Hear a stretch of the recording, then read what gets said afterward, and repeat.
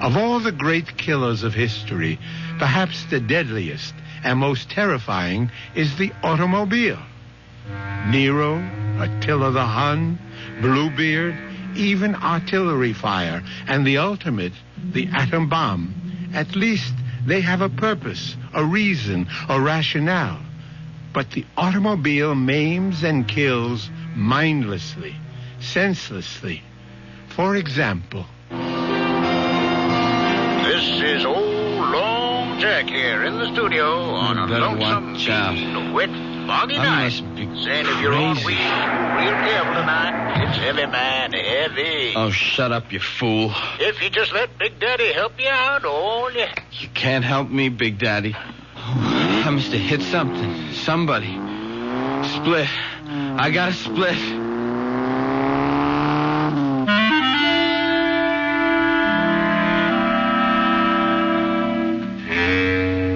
Our mystery drama, And Nothing But the Truth, was written especially for the Mystery Theater by Ian Martin and stars Arnold Moss.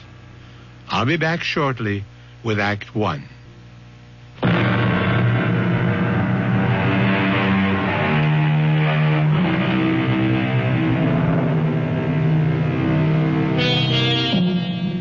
Was the accident we heard a few minutes ago another statistic of the road? An innocent victim, a careless driver, the victim's family broken and lost. A young man whose carelessness had blighted a bright new manhood and a promising career. Or was the driver lucky this time? Lucky in a way far beyond his hope or expectation. We are about to find out with David, the young driver, as he paces his living room floor, waiting for his father to come home. Dad? David, what are you doing up at this hour? I didn't hear you come in. I thought you'd never get home. Where you been? Well, now do I have to start answering to you for my whereabouts? What? What? Oh, you mean like Mother? Yes, like your mother. I'm sorry, Dad. Well, for your information, I was working, correcting term papers. It wasn't that I... David, I'm very tired. You all right, Dad? You look like you had an attack or something. Well, don't be silly. I said I was tired. What's wrong with you? You've been drinking.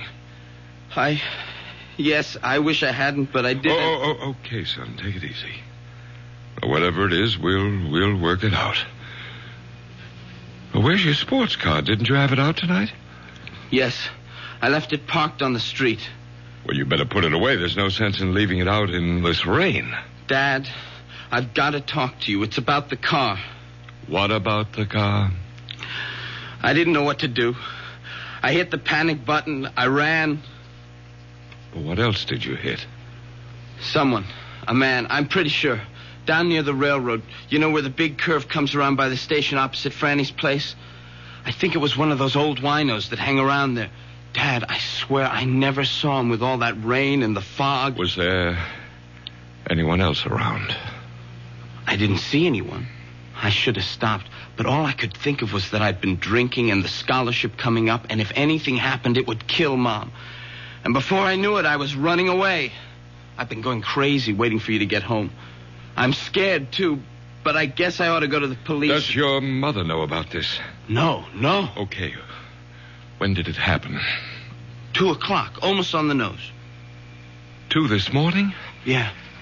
By the railroad, you say? Yeah, I just came off Stratfield, and I took the corner into the Big Bend on Hills Point. I get the picture. Okay. Now go in the kitchen and wait for me. And no matter what, don't let your mother get involved. Where are you going? I'm going to have a look at your car.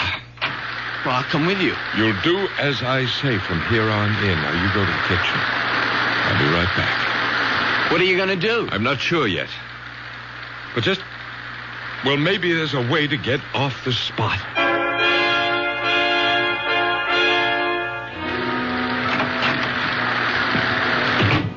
Is your mother still asleep? I guess so. She hasn't been down. There's a dent in your front right fender. Was that there before tonight? No. You sure? Yeah, I Simonized the car yesterday. Does it look bad? Well, not to... Well, it must have been a glancing blow. You mean maybe it's going to be all right? Maybe. Oh, I don't think I could have hurt him too bad. And a night like tonight, who'd be hanging around? It isn't going to be all that easy, David. They might be able to trace the car. How? You're missing a front right hubcap. There aren't that many Harley 584s in this town. So I'll have to give myself up. No. Let's figure this out. Was your mother up when you went out tonight? I don't know if she was asleep, but she wasn't downstairs. Well, then she didn't see what car you took. No? Did she see me leave? I mean, did she look out of the window or anything? No. She was just sitting in the big chair by the fireplace, crying. Crying? The usual. That I was off once again to the arms of another woman, Like that. Well, you don't believe all that talk, do you?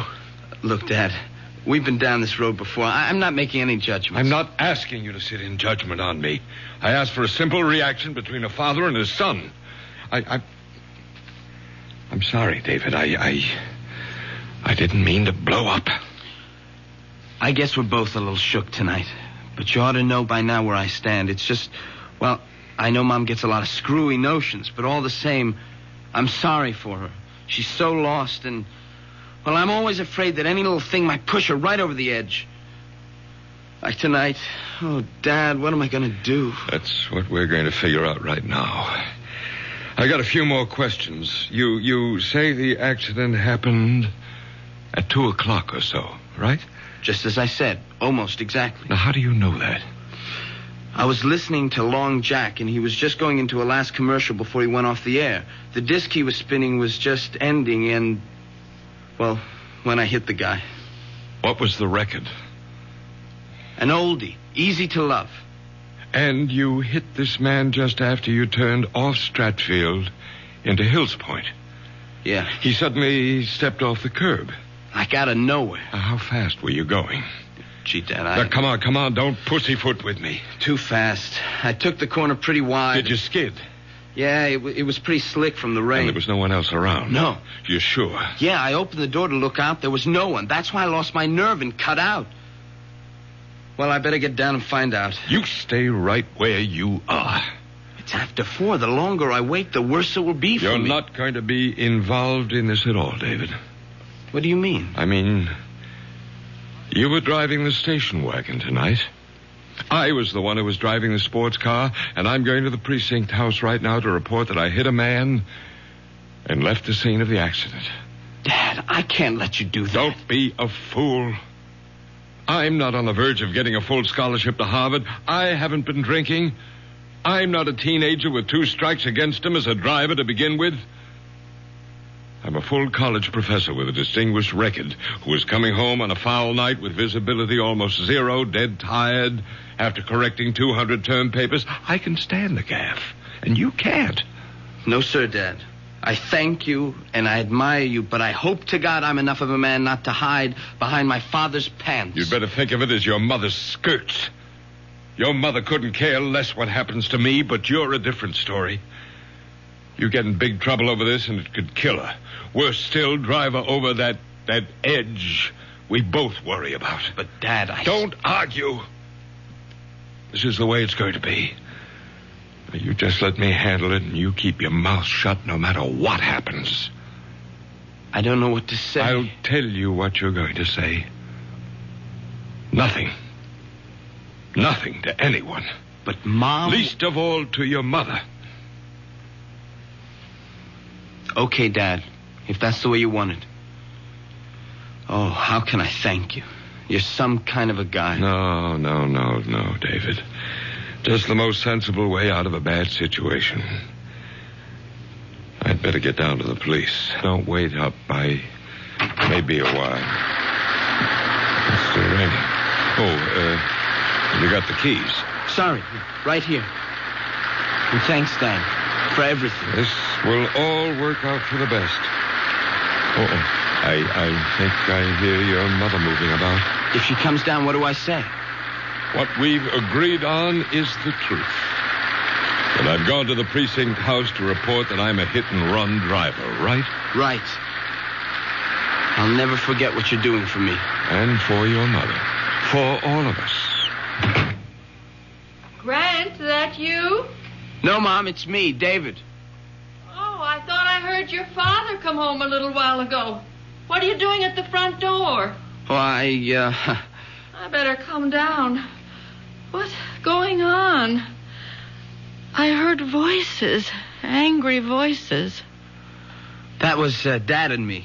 Not angry. We were just discussing something. Then where's Grant now? Yes, I heard a door slam. Did he go out again? Yes. Not another woman. Not two in one night. Why don't you give him a break once? He was at the college correcting papers. Then where's he off to now? Mom, it's kind of damp in the hall. Let's go into the living room and sit down. Don't tell me he's finally taken off for good with one of his bed partners. Oh, Mother, have a heart. Why can't you see what a right guy Dad is? Maybe I've known him too long. So what errand took him out of the house again at 4:20 in the morning? He's gone to the local precinct to confess to a hit and run.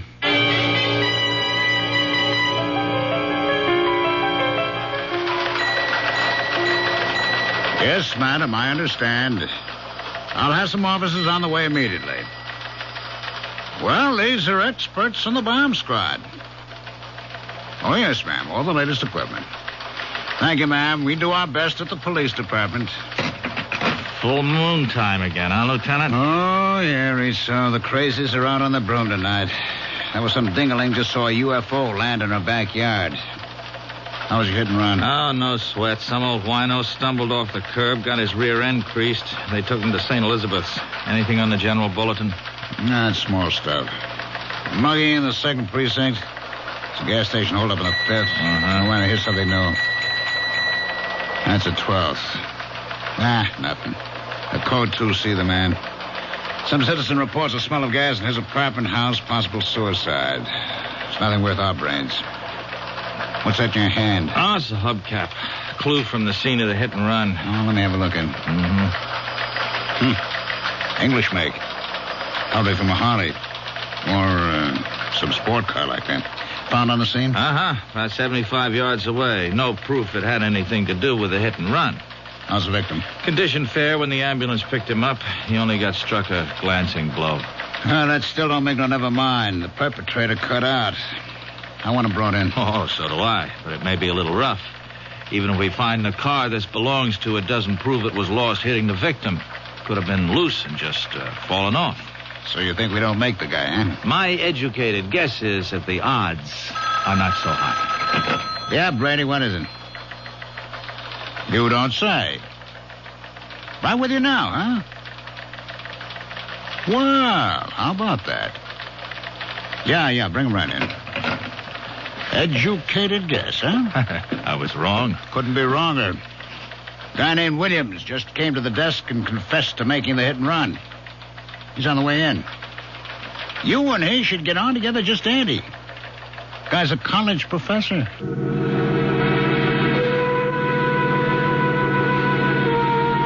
Your father hit someone with the sports car tonight? But that's impossible. How can you say that, Mom? Because he wasn't driving that car tonight. How do you know? You didn't see him leave? No, but I was awake when he drove in, and I could swear, I know he was driving the station wagon. A father's sacrifice for his son. Surely a noble, if misguided, gesture. The question, of course, is, should a young man or anyone be encouraged to evade responsibility? And will the simple act of altruism remain just that? We'll find out shortly when Mystery Theater returns with Act 2.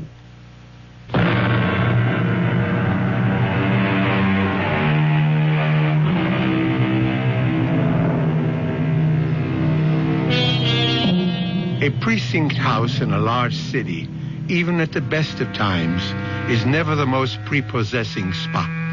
In the dog hours of the morning, Dusty, dingy, tired paint peeling from the walls, half-empty coffee containers with cigarette butts floating in them. It's certainly one of the most depressing times. Or so Grant feels as he dictates his full confession. It was only when I was putting the car away in the garage and I noticed a dent in the fender and found that one of the hubcaps was missing that I began to realize with horror that I might have hit an animal, an opossum or something. It never occurred to me that it might have been a human being. Well, I would have returned right away, but my wife, who has not been well recently, well, she was up. She was waiting for me, and I didn't want to alarm her.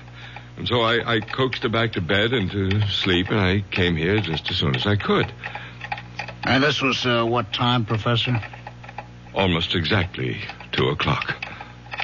And you could fix the time because you were listening to Long Jack on the car radio and he was signing off. You like acid rock, Mr. Williams? I beg your pardon? You know, the big hard beat, loud enough to blow your mind? Oh, no, I don't. Why? Well, that's Long Jack's bag. It's most of what he plays, you know. I didn't figure you'd dig his scene. Yeah, well, I didn't. I turned on the radio to keep me awake, not for music appreciation. Uh-huh. As a matter of fact, I remember the last number he was playing just before he signed off was Easy to Love, and I wouldn't call that exactly contemporary. The main point is that you made the turn at 2:00. You felt a jarring feeling, which jives with our information, right, Rizzo? Right, Lieutenant. I see. Victim left Franny's restaurant, 518 Hills Point Road, at approximately 2 minutes to 2 a.m. Because victim was discovered by George Bates, post office employee, some 2 minutes later. He heard a car drive away, but due to adverse weather conditions, could not see it or make any identification. Victim was Dominic Capello, unemployed, 61 years old. Well, I hope he's all right. He's at the hospital. We don't know the extent of the injuries yet. I feel terrible, that poor old man. Professor Williams, let me point out something. From your story and our evidence, there is no clear-cut evidence that you did hit this man.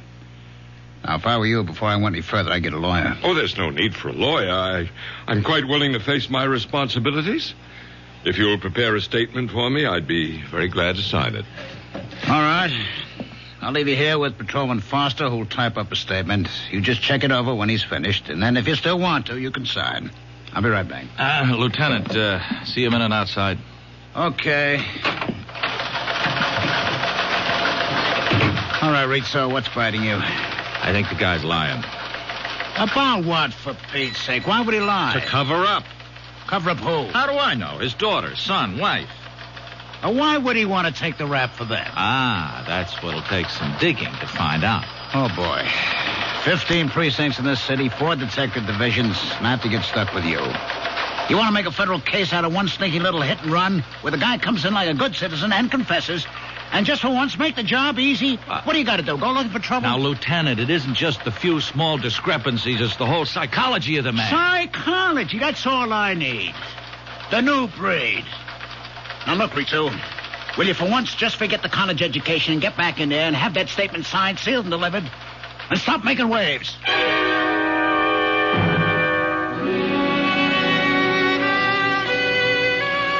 Mother, please, will you let well enough alone? I've kept quiet about too many things for far too long, but I can't let this go. I know your father wasn't driving the sports car tonight. Okay, so he wasn't. So you know what that means. Oh, my darling, You want to get me locked up? No, of course not. But why should it come to that? You don't know yet if you really hit anyone or hurt them. I'm not kidding myself. When I pulled away, I tried to tell myself nothing had happened. But now it's all on the table, and I know that guy got hurt.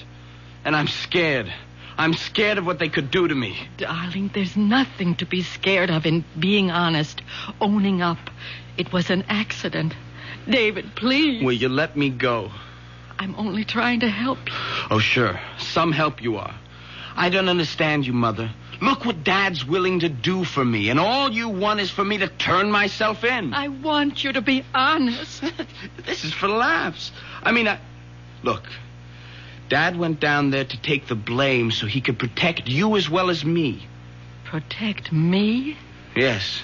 He said it would kill you if anything happened to me. Grant was worried about me? Yes. Don't you ever believe it. Mom, how can you be so bitter? Look what he's done for me. He's got to have an angle. That's unfair. I know you and Dad have problems. I'm not going to try to make any judgments about... Oh, but you do. You make them every day in spite of yourself. And always against me. Mother, I've had just about as much of this as I can take. You know, the curious thing is that I know you love me in spite of everything. Just give me a moment. What is it? I don't stand much chance, do I? I spend so much time upstairs with myself. Very lonely with just yourself. I'm a woman not quite able to cope. A woman with hallucinations. It's something out of Dickens. Living among cobwebs of near insanity and the ghosts of what never was. Mother. Look, it's time I told you. Time I try to tell somebody. I'm a prisoner with a life sentence. Because I can't stop loving. To everyone else, I'm the ghost. But the truth is that the real corruption lies rotting in the very man we both love. David, I don't want to ever see you become like him. I would rather see you dead. That's why I want you to take your own troubles on your own shoulders. Mom, don't you think you ought to lie down? I mean, you're not... It's easy, isn't it, to find a scapegoat, to make someone else responsible.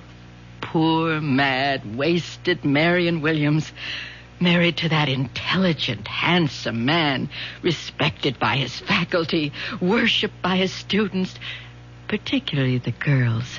Oh, yes, particularly the girls.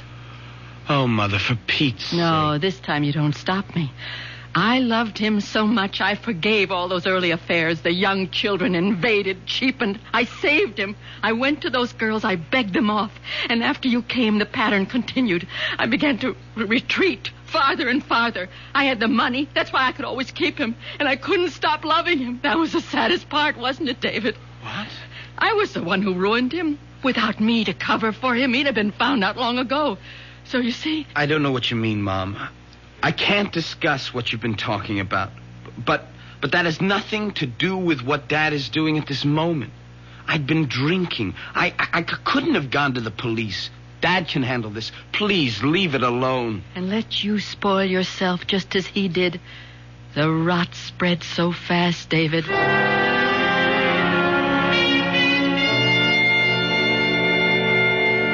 The incident was totally minor in mine till I returned home, found that there was a dent in my front fender. Well, I've read this through, Lieutenant, and there's nothing here that isn't consonant with my earlier confession. It's a formality, Professor. I prefer to have you read it aloud before you sign the statement. If you insist. It's better, Professor Williams. There is much more. Go ahead. It's quite evident that I must have been responsible for striking with my automobile one Dominic Capello, 61, at approximately 2 a.m. on the above date. This statement is a true and unsolicited confession of my responsibility and... Excuse me, Lieutenant. Have you warned the professor again that he should have legal representation? No, I don't need a lawyer. I'll have to warn you, sir, that you may.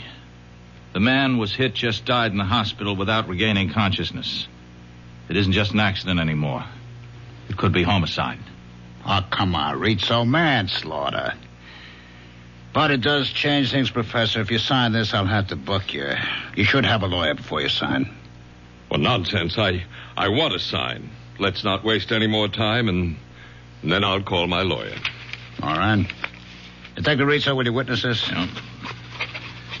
You'll have to be fingerprinted, Professor. Whatever you say, Lieutenant. Foster will take you to a phone first to call your lawyer about bail. Thank you. And thank you, Detective Rizzo. Don't mention it. All right, now, Rizzo, don't say it. I've got to. Something's out of kilter. I never saw a man so anxious to get arrested in my life. He just wants to get it over with and get back to bed. Now, who doesn't? It's wrong, Lieutenant. It's wrong. A cool, collected individual like that doesn't go around hitting panic buttons and taking a powder out of a bad situation. Now, Joe, drop it. Lay off. Don't give me any more of the psychology. I'm just a plain flatfoot who came up through the ranks by sticking to one thing, facts. Let's give the guy a vote of thanks for coming in. My psychology is we leave it lay, huh? You got any other hunches? Save them for the ponies. Okay? Okay.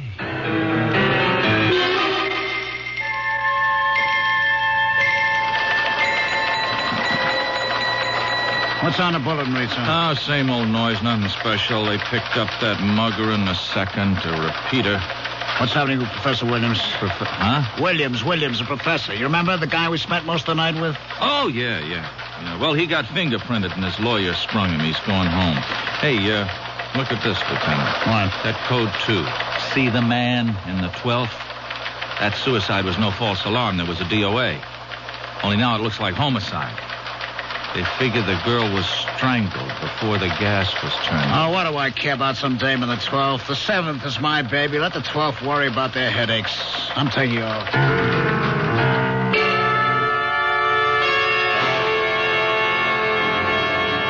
Marion, for the last time, you stay out of this or I'll... You'll what, Grant? Kill me? You did that a long time ago. The only reason I clung to any shred of life was because of David. And a fine little mama's boy you made out of him. The moment my back is turned, he runs to you. He blurts out the whole thing. Oh, no, he didn't. I figured out what happened myself. I saw you drive away in the station wagon. Well, why can't you mind your own business? Because I don't trust you. And I want David to be a man and stand on his own feet. Will you get something through that bird brain of yours? The man who was hit is dead. David had been drinking. You won't be emancipating your son. You'll be burying him in jail. Is that what you want? You're hurting me, Grant. Is that what you want? Or will you keep your mouth shut and allow me to do something for my own son? Please, let me go. Not until I get your promise to leave things as they are. I don't want David to go to jail. All right, then. I can trust you. Yes. I only wish I trusted you. You've never done one unselfish thing in your life, Grant. I only wish I knew what it is you expect to gain this time.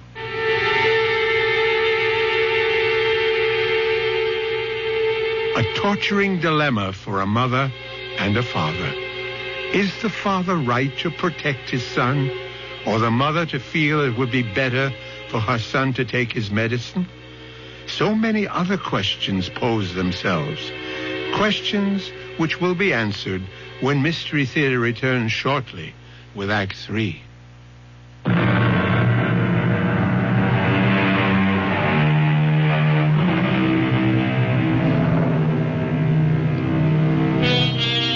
Those questions I mentioned. Of course, Marion Williams would feel herself hurt by her husband's interest in other women.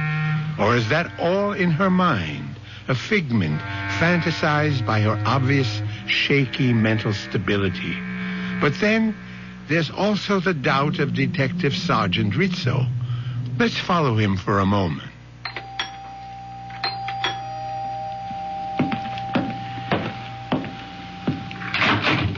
Yes? Is Professor Williams at home? No, he has classes this morning at the university. Oh, yeah, that's right.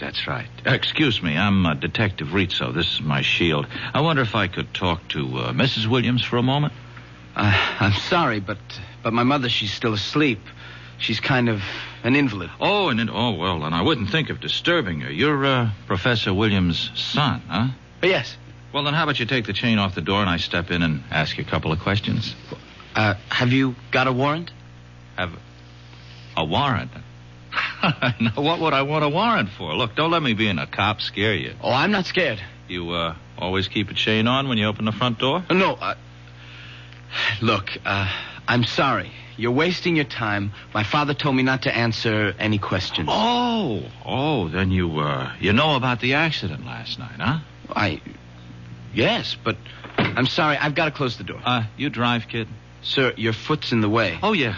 Yeah, so it is. Anyway, I figure you drive since you got a license. I looked it up in the bureau. Would you move your foot, please? Hold it just a minute. Here's your newspaper, huh?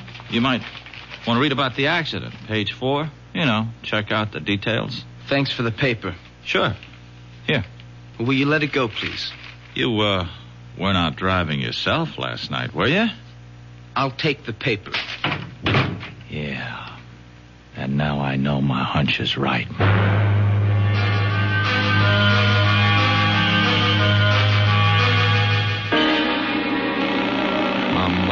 Come on. Where are you? Hello? David, where were you? Oh, I'm sorry. I was just bringing down Mother's lunch tray. But you never answer the phone. Any mail, any phone calls? Just a couple of ads. No phone call. Oh, there was, we had a visitor. Who? A Detective Rizzo. What did he want? He said he wanted to talk to you. Then when I said you weren't home, he wanted to talk to Mom. Well, you didn't let him. No. She was asleep, so... He said he wanted to ask me some questions. Good Lord. It's all right. I didn't let him in, and I didn't tell him anything. Well, I hope you didn't. He had no right, no right to...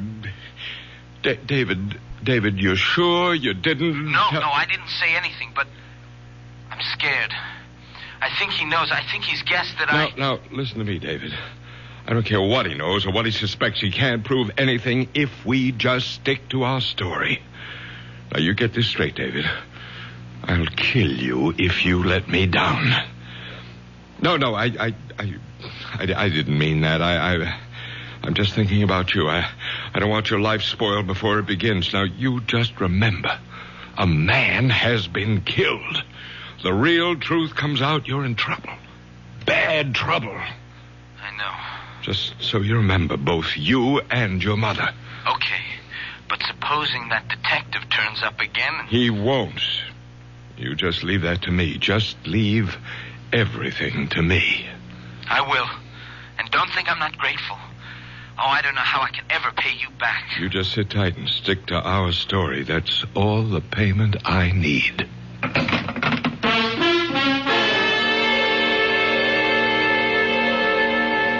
I quite understand, Professor. Detective Rizzo exceeded his orders. I promise you he won't bother your family again. I'm sorry if I lost my temper, Lieutenant. I don't blame you, sir. You'd feel better if you could get a load of how I'm going to lose mine. Get that note, Professor. Detective Rizzo check in yet? All right, tell him to lug his rear end here on the double. I'd have bust him right down a patrolman. You, looking for me, Lieutenant? Yeah, come on in and close the door. Jarvis on the desk tells me the Williams guy was on the phone having a fit. Didn't I tell you to stop making waves? Well, yes, Did Lieutenant, I tell you the Williams case was closed? It can't be closed as long as there's a charge. That's up to the judge. Now, we've done our part. We have a statement and a confession. That's all we're supposed to provide. Uh-huh. A phony confession. What does that mean? Now, look. That professor has a kid. Around 17, 18, huh? I talked to him today. I'll lay you dollars to donuts. He was the one driving the car when that accident... You have any proof of that? No, but give me an hour with that kid and I'll crack this case. Detective Rizzo. Strong-arm methods from a member of the new breed? I thought today's young cop was exchanging the third degree for a college degree. You know I didn't mean anything like that, but if you just give me a chance to get to the bottom... Why would a respected college professor, a guy as prominent in this town as he is, why would he risk his reputation to cover up something his son did? I don't know. I mean, this guy's a teacher. The last thing in the world he'd do is let his son run out on a responsibility. Yeah, that's the way I see it. Psychologically. Psychologically. Now, let's not get tangled up with that bull again, huh? We have a confession, Detective Rizzo. Lieutenant, give me a break. I got the strongest hunch. It isn't any stronger than mine. And mine is, if you don't let this lay like I told you, you're going to be back in your boondockers walking a beat as far uptown as these city limits stretch. Okay, Detective Second Grade, is this case closed? Or like you say, the case is closed.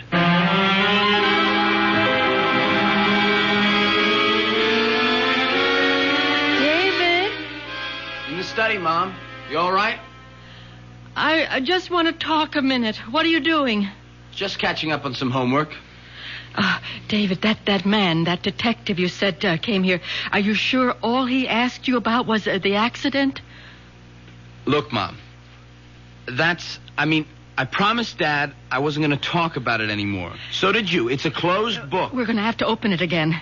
Did he ask you about anything else than the accident? No, but... Look, David, you have got to go to the police and tell them the truth. Now, I promised Dad... David, don't make me go. You promised him, too. You don't understand. Everything's changed. He has to be stopped. There must be some justice. Mom, why don't you go upstairs? Look, don't treat me like an invalid, or worse, a half-wit. Have you read the newspaper that you brought up to me today? No.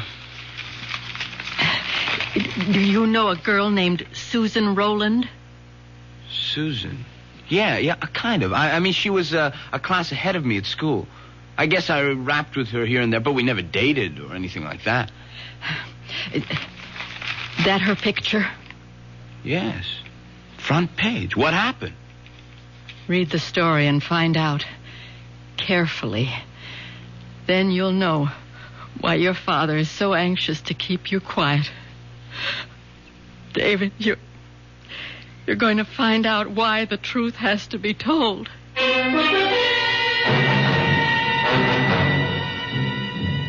Lieutenant Klamath here. How's everything with the tough, John? You know how it goes with lieutenants in the police department, from bad to worse. A little favor, George. Name it, you got it. You see the DOA we had on the bulletin? Possible suicide, now definitely homicide. The picture in the morning paper? Yeah, that's the one. Susan Rowland, 19 years old, college student. We're running a routine check on all our acquaintances. You got a make on anyone? No. Fingerprints all over the place, but not even a warm lead. Uh-huh. What can I do? Well, I'm running down blind alleys.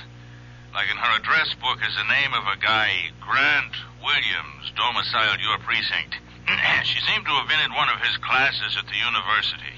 Could you spare a man to check it out? John, I don't even have to. I'll close one lead for you.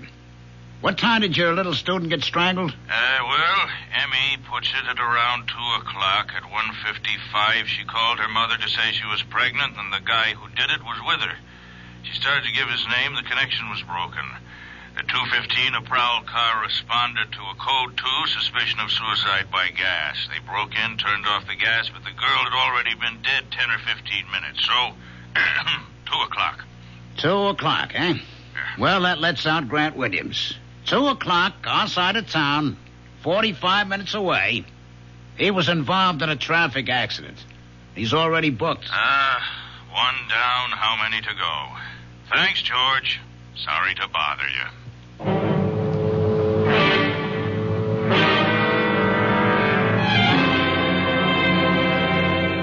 How long ago did he leave? Too late for you to stop him. Oh, I ought to kill you for this. Like you did that poor little girl. No. I didn't mean to. The little idiot refused to have an abortion. She wanted me to marry her. Marry her, for heaven's sake. Oh, and divorce your meal ticket. Marion, please help me. No, not anymore. Anyway, I couldn't even if I wanted to. But David, maybe I can still stop David. If you could, you'd still have to stop me.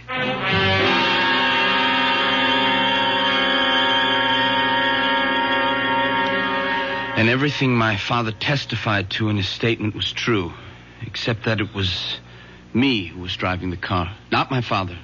I hit that man, panicked, and drove off. Well, don't look at me, Lieutenant. I have nothing to say. You wouldn't have to, Rizzo. I know the boy's telling the truth. Yeah, you were right all along. I had a phone call about a half an hour. I demand to see my son. It's all right, Sergeant. Let him in. What is it, Professor Williams? David, I don't want you to say one word until I've talked to you and we can get legal advice. It's too late, Dad. I've said everything I have to say. You don't know what you're doing. The first time in my life, I do. I'm taking care of myself. Oh, how could you do it, Dad, to a nice kid like Susan? I don't know what you're talking about. I can clear that up, Professor. We're booking you for the murder of Susan Rowland. Oh, you can't. I have an alibi. Correction. You had an alibi. But I'm not guilty. And you can't prove it. We will. With your help. What do you mean? It's ironic, isn't it? If you hadn't walked in here and made a false confession, we might never have had your fingerprints. That's what's going to nail you. You provided us with a whole set to match up. You were just a little too clever. You managed to hang yourself. All right, take him out and book him, Jarvis. Dad, Let him go, kid, huh? Let him go. There's nothing you can do for him. Now you go on with Foster. Let him type up your statement, huh? What's going to happen to him? He'll be found guilty, as he ought to. And me? You're taking a beating already. It's an accident. Won't be too tough. And things should be looking up from now on for both you and your mother. Go on, kid. Okay, Lieutenant. Well, I guess I ought to start to eat my heart, Rizzo, huh? But I'd rather just say I'm sorry. Oh, no. Me too, Lieutenant. This is one time I wish I could just have been wrong. When you're a cop as long as I've been, there'll be a lot more. I wish I could say get used to it. Come on. Let's try the squad room coffee. All right. Bad as it is, it's better than the taste I got in my mouth right now.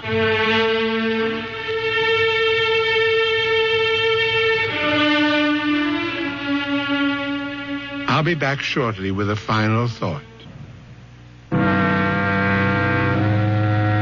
So Marion's intuition was right, along with Sergeant Rizzo, and David made the first long stride towards being a man. Something else I'd like to say about that. Not every story must have a moral, but I believe this one has. Not that crime doesn't pay, that's obvious, but that the acceptance of responsibility is a cornerstone of life. It is written, "You shall know the truth, and the truth shall set you free." Our cast included Arnold Moss, Ralph Bell, Clarissa Blackburn, William Redfield, and Christopher Tabori. Associate Director, Marlon Swing. This is Hyman Brown, Producer-Director, inviting you to return to our Mystery Theater for another adventure in the macabre. Until next time, then, pleasant dreams.